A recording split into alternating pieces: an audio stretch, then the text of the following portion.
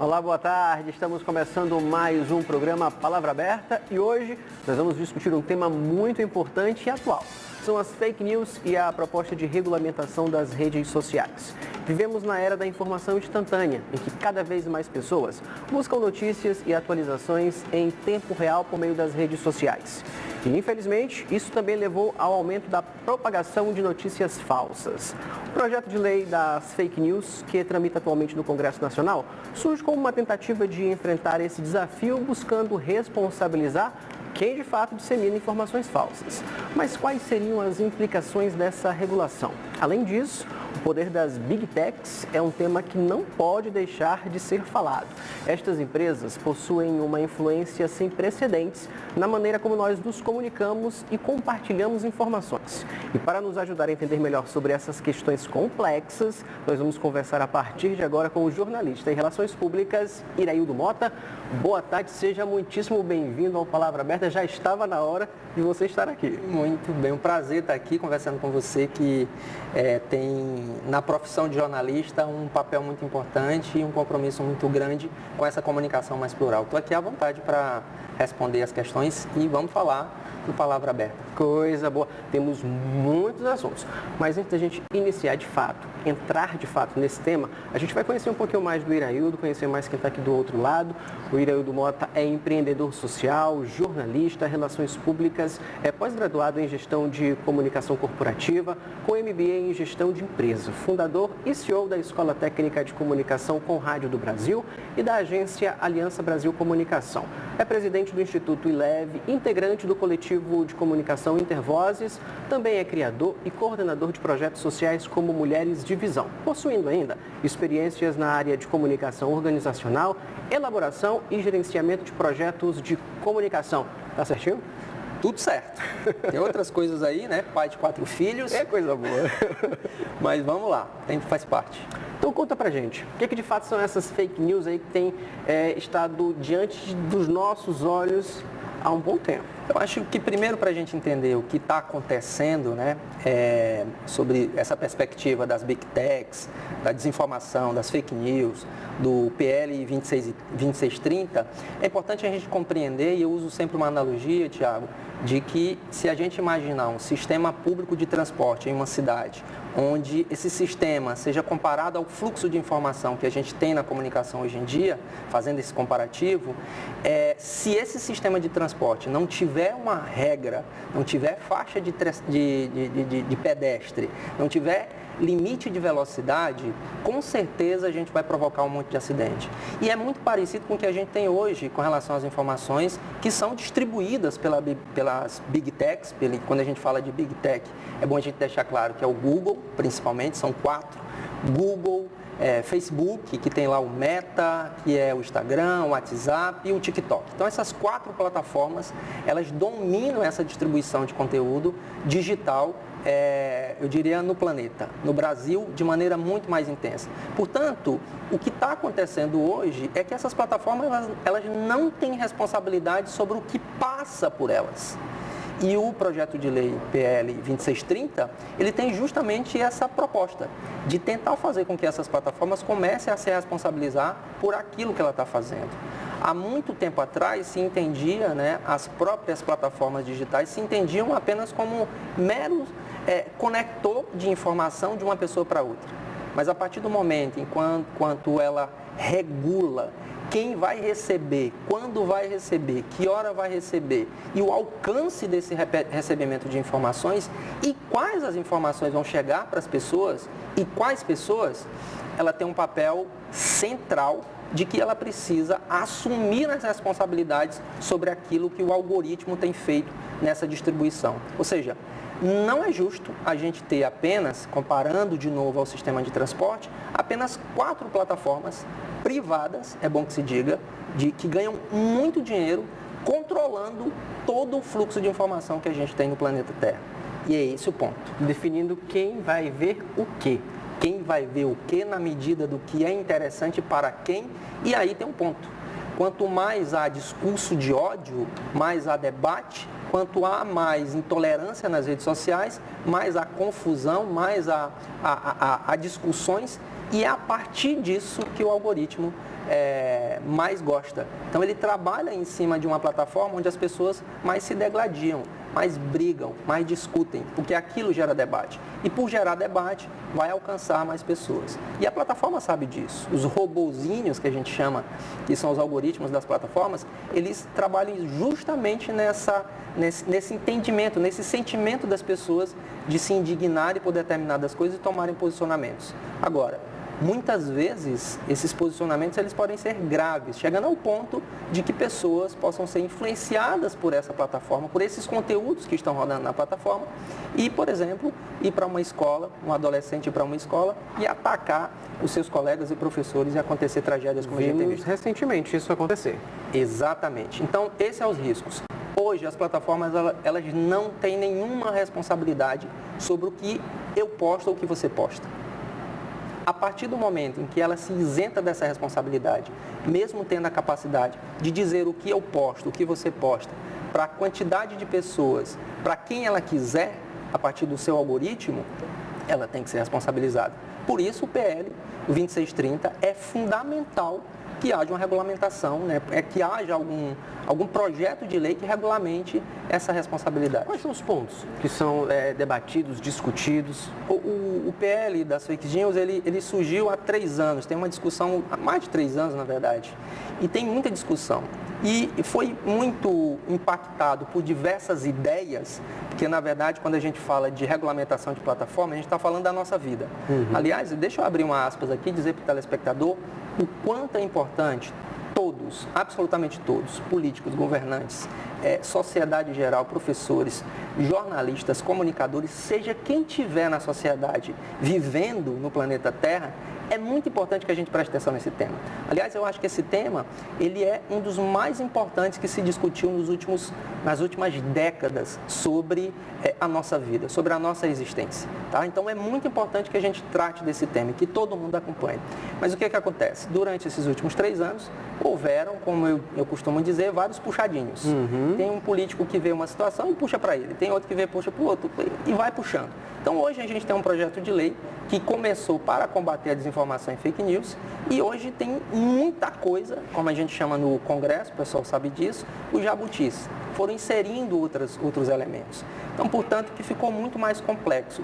Mas ele foi impulsionado, essa discussão do PL, principalmente pelos atos que aconteceram no Congresso recentemente, em 8 de janeiro, que começaram a instigar um pouco mais a população com relação ao que foi feito a partir das plataformas, da falta de transparência das plataformas e do uso dessas informações distribuindo para as pessoas que estavam ali suscetíveis com uma ideia de um lado ou de outro. E o que ocorre? A gente tem hoje um projeto muito Frankenstein. Tem várias coisas lá que são bem complexas. Uma delas é a remuneração para jornalistas. E remunerar jornalista não é uma coisa tão simples como parece.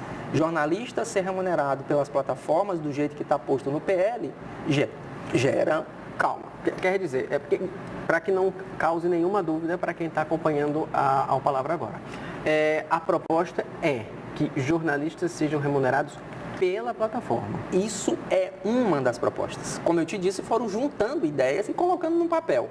O Orlando Silva, que é o relator do projeto, tem o documento oficial, né, que foi retirado de pauta semana passada, ele tem mais de 100 páginas. Uau!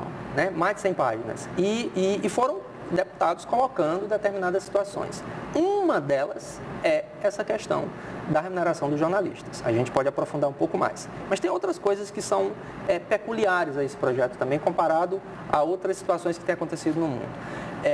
Que é, por exemplo, a remuneração do direito autoral das pessoas, né, dos artistas, da cultura, que também exige uma série de regras, uma série de detalhes que são muito importantes. Portanto, esse projeto de lei, que antes era apenas para criar regras para que as plataformas se responsabilizassem pelo conteúdo em que passa por ela, né, a partir, obviamente, de princípios e princípios legais, como a lei, né, hoje se transformou em um bicho de 7 cabeças que o Congresso está tentando se debruçar em cima dele para poder votar e fazer com que as plataformas tenham o mínimo de responsabilidade possível sobre a nossa vida. E atualmente, como é que tem sido tratado tudo isso? Não há uma regulamentação? Há uma regulamentação mais limitada? O que tem acontecido? As plataformas elas não se responsabilizam, como eu disse, sobre o que você posta, sobre o que eu posto. Elas se dizem isenta. A responsabilidade é sua. A minha. Tanto eu e você postar alguma coisa, ela diz o seguinte, não, a responsabilidade é sua, foi você que postou. E aí é que está o ponto. Não é essa a questão. A questão é o alcance que essa plataforma dá com o conteúdo que você postou. Se esse seu conteúdo é verdade ou mentira ou desinformação e ele dá um alcance maior diante da perspectiva do trabalho do algoritmo, e como eu disse, o algoritmo ele trabalha muito nessa questão do debate para propagar mais informação e chegar a mais pessoas, a plataforma se isenta disso. E se esse conteúdo for algo ruim para as pessoas, se esse conteúdo que alguém poste for ruim para as pessoas, pode gerar uma série de situações, como, por exemplo, as escolas serem invadidas por adolescentes, matando outros adolescentes. Ou discutirem que não é bom vacinar. Ou falarem sobre, ainda mais sobre a polarização política com determinados vieses, enfim. Exatamente. Então, é por isso que é urgente. É urgente a gente pensar no processo de regulamentação da plataforma. O PL, ele tem essa perspectiva, tem essa expectativa e, de novo, ele se construiu diante de várias discussões, a tal ponto de virar, como eu disse, um monte de informações e um monte de temáticas, né? E aí tem várias situações que são muito peculiares, que a gente precisa colocar uma lupa de maneira muito precisa, para poder definir se aquilo é bom ou ruim. É por isso que tem essa completa polarização de uns acreditarem bastante que esse é o caminho e outros condenarem, até falando da liberdade de expressão? Acho que se confunde muito essa questão da liberdade de expressão. Quando se posta alguma coisa, quando se faz alguma coisa, ou quando se fala alguma coisa, que vá ferir as outras pessoas, Thiago, a gente não pode entender isso como liberdade de expressão. Isso é crime. Né? Então, não é a liberdade pela liberdade. Eu até costumo usar o exemplo de, existe uma liberdade de expressão que é a liberal e existe uma liberdade de expressão que seria a republicana. A liberal é que tudo pode. E essa liberal, ela está a partir do indivíduo. O indivíduo pode dizer o que ele quiser. Mas a republicana, ela prevê preceitos, ela prevê que eu vivo em sociedade. E nem tudo que eu digo é realmente importante ou que talvez o que eu diga pode prejudicar a vida das outras pessoas. Portanto, há essa confusão aí no meio. Não é simples de se compreender, mas é importante que a gente entenda e comece a pensar do quanto essas plataformas, pela sua capacidade de alcance, perceba só um dado, 92% do conteúdo de busca da internet no mundo é do Google. Uau, é muita coisa. Então, olha a quantidade de pessoas que estão se formando pelo Google, 92%. E quando se há esse monopólio, a gente precisa prestar atenção, porque ela está ganhando muito dinheiro. E esse dinheiro, ele fortalece um monopólio, um oligopólio de comunicação, do qual tem um poder absoluto sobre as coisas, mudando eleições, mudando o meu pensamento, mudando a minha forma de vestir, mudando como as empresas pensam e como as pessoas tratam as outras pessoas, inclusive em perspectivas de crime, como racismo, intolerância, violência doméstica, enfim. Então, não há dúvida de que a gente precisa regulamentar. E esse ponto que diverge de muitas pessoas. Tem algumas pessoas que são mais ligadas a um movimento liberal individual, onde se regulamentar vai censurar.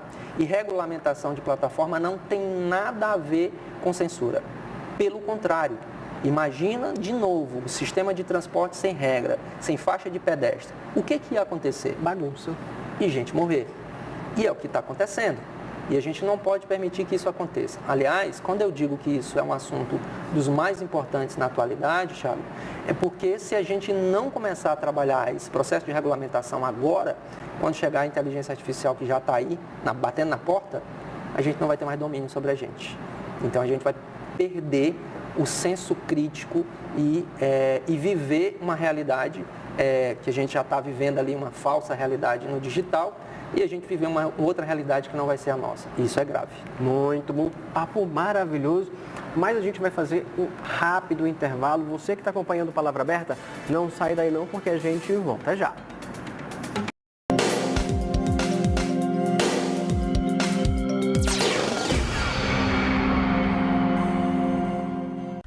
informação não para. Acesse www.al.pi.leg.br/TV e fique em dia com notícias importantes para você. Nova plataforma muito mais intuitiva. Você pode navegar à vontade. E mais, link para assistir ao vivo a TV Assembleia. www.al.pi.leg.br/TV. TV Assembleia, feita pra gente, é o que liga.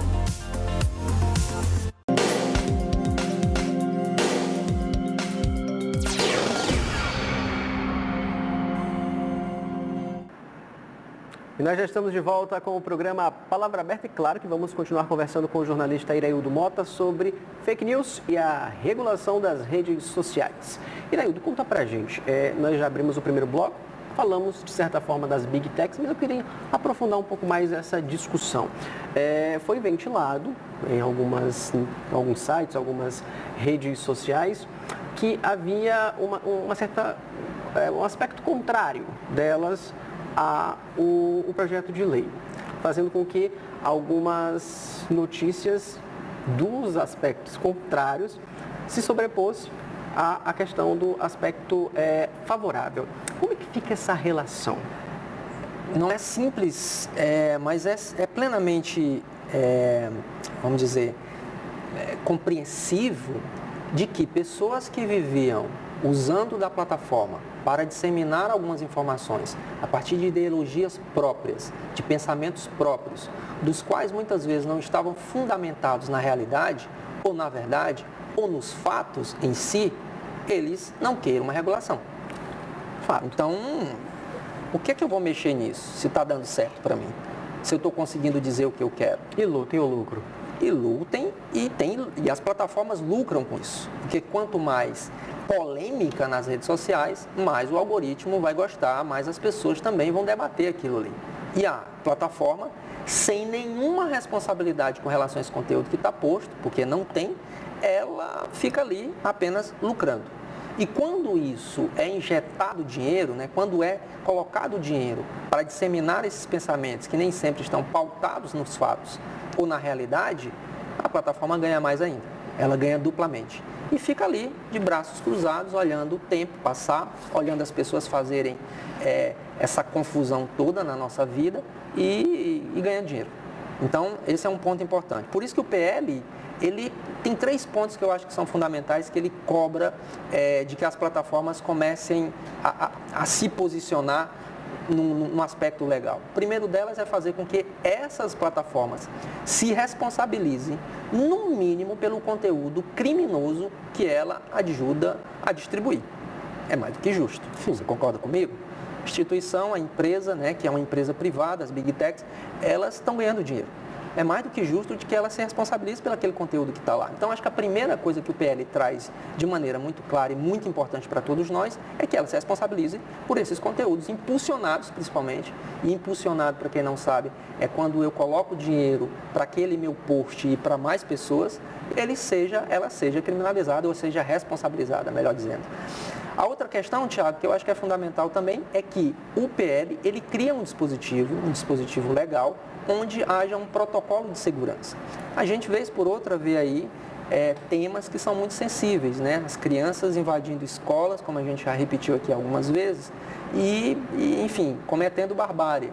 Então, quando tiver algum tipo de situação onde enseje um cuidado maior da sociedade, a respeito daquela temática, a PL, ela prevê que as autoridades mande uma carta, mande um comunicado, que é um protocolo de segurança dizendo o seguinte: olha, tomem cuidado, porque esse assunto ele pode implicar em diversas situações. Acho que isso é muito importante, porque senão vai virar barbárie. Se a gente deixar na mão de qualquer um sem filtro, pode ser que a gente tenha ali de um lado aquela liberdade individual, mas a gente peque e falhe na liberdade coletiva, que é o que realmente importa para a gente viver em sociedade. E por último, e eu acho isso fundamental, entre tantas coisas que o PL propõe, é justamente sistematicamente publicar um relatório sobre a mudança do seu algoritmo.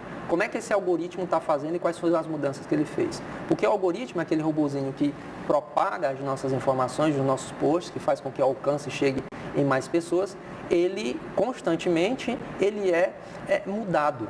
E a gente não sabe como é que é essas mudanças. A gente recebe um relatório qualquer, como outra pessoa recebe, mas a gente não sabe quais são os riscos dessa mudança. E aquele aceito do termo de quando você entra na plataforma é extremamente perigoso, né? Exatamente. Então, se você hoje não está dentro das plataformas, você está fora de várias coisas. Do seu negócio, da sua profissão, não é? Enfim, tem uma série de questões que envolvem a necessidade hoje de a gente estar na plataforma. A gente tem dito muito que as plataformas, as redes sociais, elas são tão importantes de um jeito na nossa vida hoje que a gente precisa regulamentar. Ela tem que ser como se fosse, aí é uma defesa minha, pessoal, de que seja como se fosse uma estatal. Não é que estatal para controlar, mas que ela tivesse ali um mínimo de responsabilidade da qual a minha vida tivesse mais segurança naquilo que eu escuto ou naquilo que eu distribuo também. E que os filtros foram mais claros. Hoje, os filtros que a gente tem com relação à distribuição de conteúdo na plataforma é totalmente da plataforma, de 4 plataformas. Isso é muito poder. Isso pode explodir a qualquer momento. E o que o país está fazendo hoje, o Brasil está fazendo hoje, assim como a Austrália já fez, assim como o Canadá, os Estados Unidos também está nesse processo, enfim, a Europa, vários países. Então não é nada isolado aqui, não. Exatamente. É justamente tentar minimizar esses impactos negativos para as pessoas. Porque uma coisa é você me dizer o seguinte, olha, eu posto o que eu quiser na hora que eu quiser, eu assisto o que eu quiser na hora que eu quiser. Não é bem assim. Você e eu talvez tenhamos esse esclarecimento. Mas uma outra pessoa, uma adolescente que está passando por uma fase difícil, que começa a receber conteúdos sistemáticos de depressão, essa criança pode fazer algo inesperado. E é sobre esse aspecto que a gente precisa avaliar também. Que não é só uma ferramenta neutra. Pelo contrário, as ferramentas hoje em dia, as Big Techs, elas não são mais neutras do ponto de vista de posicionamento. Elas dizem o que a gente pensa ou o que a gente quer. E, Tiago, é assustador. As ferramentas conhecem muito mais eu e você, conhecem muito mais a gente do que a gente mesmo. Entende? Então, é por isso que é fundamental a gente regulamentar. E, de novo, esses 3 pontos são fundamentais, eu acho que são cruciais para que haja uma aprovação dessa PL. Mesmo do jeito que está, que não é o melhor texto do mundo. Mas o primeiro é esse próprio protocolo de segurança. Tem assuntos, tem temas, tem momentos complicados nos países. Por isso a gente precisa de um gatilho para poder, pelo menos, pensar o que vai acontecer. Segundo, que haja uma responsabilidade das plataformas. Não é pedir demais. Afinal de contas, elas ganham muito dinheiro. Ganham muito dinheiro. E a outra questão é de que esses relatórios tragam mais transparência para que a gente entenda o que essa plataforma está fazendo com a minha vida, com a sua vida. Afinal de contas, não é sobre o meu posto, é sobre o seu. É sobre a nossa vida. É sobre a vida dos nossos filhos que estão no colégio. É sobre a vida de um trabalhador que está na redação de um jornal ou de um advogado. É sobre isso, é sobre a nossa vida em sociedade. Se a gente não tem atenção sobre esse aspecto do poder dessa plataforma em nossa vida, a gente pode perder o controle. Quero retomar um tópico lá do nosso primeiro bloco, que você trouxe a questão do pagamento ao jornalista. Eu queria entender como isso não se confunde com lobby. Pois esse é um ponto que, pessoalmente, acho que tem que ser separado do PL, né? Orlando Silva, que é o deputado relator da PL, da 2630, ele, esse final de semana, inclusive, disse que é muito tendencioso a tirar da PL a remuneração de conteúdo jornalístico e tem vários motivos. O motivo principal, né, que eu defendo é por conta da importância que o jornalismo tem. Quando tudo, absolutamente tudo, passa pelo jornalismo ou deixa de passar pelo jornalismo, a gente tem uma sociedade com um resultado positivo cultural de desenvolvimento ou a gente tem um outro tipo de resultado com um desenvolvimento cultural, social das pessoas. Portanto, o jornalismo, para mim, ele é algo extremamente importante, significativo e relevante para a sociedade. Se não passar pelo filtro do jornalista, acabou tudo, porque aí fica num processo de banalização. Mas qual é o outro ponto? O outro ponto é que a forma como está prevista a remuneração para comunicadores, para os jornalistas dentro do PL, ela é muito pueril, é muito superficial. Ela não diz, por exemplo, que ela diz categoricamente que o que vai ser remunerado são os veículos de comunicação, os meios de comunicação que tiverem mais de 2 anos e que produzem jornalismo de uma maneira constante. Portanto, imagina só, eu sou jornalista, você é jornalista, estamos numa redação. O veículo de comunicação, a partir de agora, vai ser remunerado pelas plataformas, pelo Google, Facebook, enfim. E o que acontece? Esse dinheiro, em primeira instância, ele não vai para mim e para você, ele vai para o veículo de comunicação. E aí tem um outro ponto, que é a concentração de poder midiático dessas empresas de comunicação. Né? Assim como na Austrália, e foi assim que houve essa discussão, se beneficiaram mais os grandes veículos de comunicação. E nem sempre, lá na Austrália e em outros lugares, esse dinheiro caiu na conta do jornalista. Portanto, o processo como está posto, quer dizer, o texto como está posto dentro dessa fake news, ele não vai contemplar diretamente esse comunicador, esse jornalista que está na redação. E aí há outros cuidados. Não é, fico me perguntando sempre, será que se a gente pagar melhor os jornalistas, a gente vai ter a abolição das fake news, da desinformação? Não. Porque talvez a raiz desse processo de desinformação, inclusive do próprio jornalismo mais superficial, ele não está diretamente ligado só ao salário. Ele está ligado ao desenvolvimento profissional de cada um, à capacitação de cada um desses profissionais, à sensibilidade humana conectado com aquilo que ele realmente precisa dar enquanto profissional. E, sobretudo, a ideia de ética, né? Exatamente, claro, usando toda essa plataforma que a gente tem e precisa utilizar como uma operação, como uma ferramenta diária, que é a ética. Portanto, remunerar jornalista não significa que a gente vai ter menos desinformação. E que esse dinheiro, na consequência, acho que não vai direto para os comunicadores. Portanto, penso eu que seria mais interessante a gente tirar do PL e discutir isso de forma separada, pela importância que tem o assunto. Mas também cabe a mim, a quem está acompanhando de casa, esse acompanhamento, essa vigilância constante de entender o que é uma notícia verdadeira, o que é uma notícia falsa. Como é que dá para entender de fato? Assim, para a gente que trabalha com comunicação é mais simples, mas para quem está em casa? Eu acho que a primeira coisa para nós jornalistas, a gente é sempre cético, né? Desconfie. De tudo. Desconfie de tudo, né? Mas para um cidadão comum, para uma pessoa comum que está agora recebendo uma notícia no WhatsApp, desconfie do título. Se ele for muito escandaloso, né? Se ele for muito chamativo, cheque. Vá em outros lugares, outras fontes e tente tomar isso como, pô, peraí, isso aqui não é tudo verdade. Tá? Porque hoje as plataformas têm essa facilidade de entregar para você, inclusive, conteúdos que não são baseados nos fatos e na verdade. Portanto, acho que a primeira coisa é o senso comum, desconfie. Da importância também das agências de checagem, né? Sem dúvida. As agências de checagem, por incrível que pareça, né? Nós jornalistas temos isso como princípio de checar tudo, mas as agências de checagem surgiram como algo extremamente novo. Ou seja, se tem 146 agências de checagem profissionais no mundo inteiro, a gente parece que está perdendo o nosso papel aqui enquanto jornalista. Mas é porque a coisa ficou tão complexa do ponto de vista de informações e do digital que foi necessário surgir esse segmento dentro do jornalismo tão importante. Checar as informações hoje é uma coisa crucial, não é uma questão de vida ou morte. O que deveria ser natural. Exatamente. Iraildo, muitíssimo obrigado pela sua contribuição no programa de hoje. Foi uma verdadeira aula, viu? Amém. Que bom.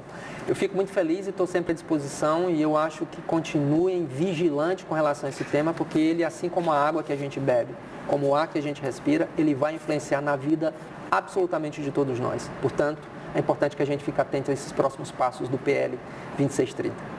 Muitíssimo obrigado e, claro, obrigado você. A gente fica por aqui, mas continue ligado na programação aqui da TV Assembleia, canal 17.1. Nosso encontro acontece sempre de segunda a quinta-feira, às 2h30 da tarde, mas a qualquer hora você pode acessar as nossas redes sociais para assistir esta e outras edições deste programa que é feito com muito carinho para você. Até o próximo Palavra Aberta e, claro, que eu conto sempre com a tua audiência. Tchau, tchau!